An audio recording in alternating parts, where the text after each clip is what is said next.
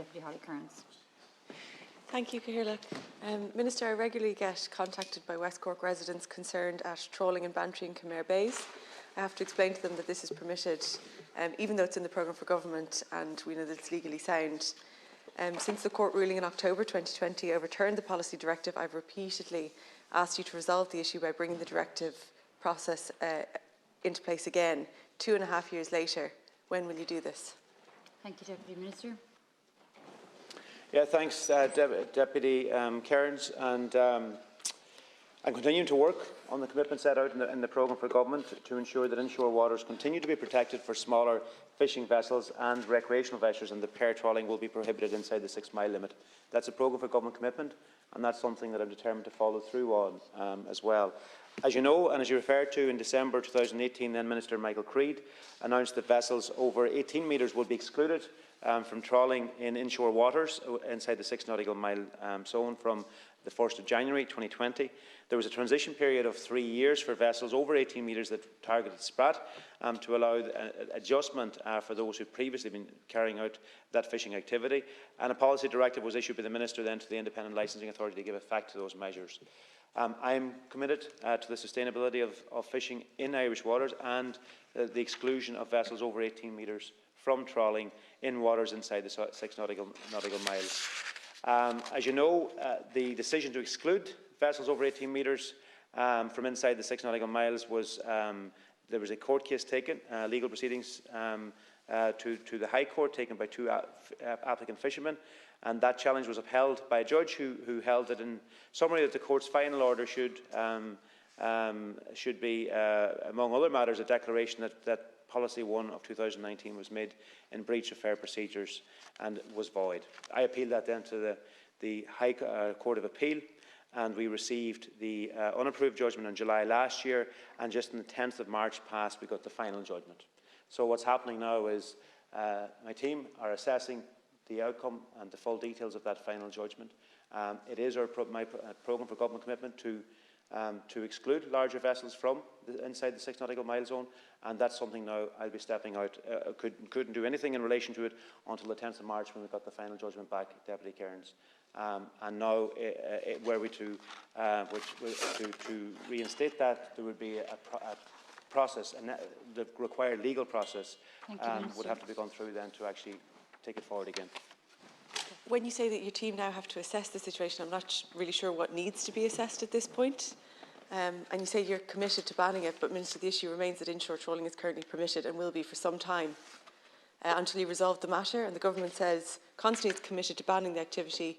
Inshore fishers support it, marine and tourism businesses support it, coastal communities, environmentalists. Why are you not acting quicker? Like, I appreciate that the legal proceedings took time, but you've been seemingly making no provisions in the meantime. Now you're only assessing it. So I'm just wondering, like, where is the urgency? At each stage we get the same standard response that you're considering the rulings, and like 2.5 years later, what's the plan? Your team are assessing it. I think, like, you knew that the final ruling was coming. The court identified the department's failure to properly inform the UK and EU concerning the directive, which is a separate matter in itself. But importantly, the court has found that the policy is legally sound. There's no issue with the policy. It was on a technicality that it was overruled. So, like, what are you assessing? What's the delay? When will you proceed? Minister. Yeah, no, I think that's a very, very unfair presentation, Deputy Kearns, and not representative of the situation at all. Just over a month since the final judgment has been returned, just over a month. So, I mean, it simply wasn't possible to do anything until we got the final judgment. And what has it come back now? 4 years since the whole process started, right? So we have to make sure any step we take now meets any legal challenges and is fully robust. So, and the team have been obviously fully assessed the previous judgment. We're now working on assessing this judgment. We only have it a month. And we'll step it out. Commitment, my commitment and this government's commitment is very resolute in relation to our programme for government commitment. Is one of the things that we all committed to when we went in here to this side of the House. That we're very committed to the inshore sector. We're very committed to protecting inside the 6 nautical mile zone for the inshore sector. But listen, your presentation of it isn't fair here this morning at all, because everything that can be done and as quickly as possible will be done by myself and by the team to now step this out. Thank you, Minister. Deputy. Respectfully, Minister, you've had a month to act, but you've had 2 years to assess or to plan or whatever you're saying that the department are doing now. And thanks for the reply, but I think in essence it's the same kind of holding response that I've gotten for 2 years at this stage.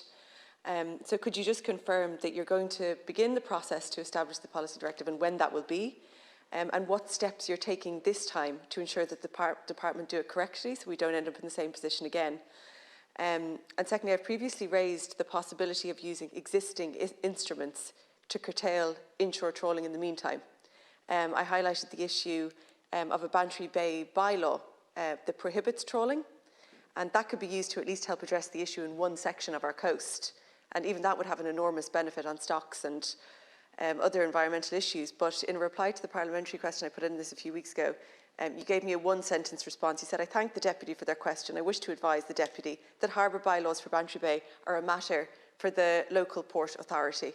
And, respectfully, that's just not the answer of somebody who's taking this matter seriously. Thank you, Deputy. Minister, to conclude. Well, listen, that's just a statement of fact and an obvious response to the question that you made. And listen, I mean, again, there's no point chiding me, Deputy Cairns, for having received a holding response over the last 2 years. I can't believe how you would expect to get anything else other than a holding response for the last 2 years, considering that the matter has been considered by the courts. It's only a month ago that we received the final judgment from the court. So up to that, any response you'd be getting would have been the same, that we're waiting for the final judgment and weren't in a position to do anything until we get that. So that's the only response you could have got over those 2 years, and the only response you could have expected to got as well. So yeah, but there's no point in chiding for having got a holding response for that period of time, because you would have fully expected that and you'd have known the answer before you'd have asked it. And listen, so now I do plan to urgently step this forward. We're fully assessing now the legal situation around that, and it will be promptly moving forward with what is this government's total commitment to backing the inshore sector and protecting inside the 6 nautical miles for the inshore sector as well. And we'll be stepping that out as quickly as possible, making sure that we get a successful outcome to what it is we want to achieve. Thank you, Minister. So we move on.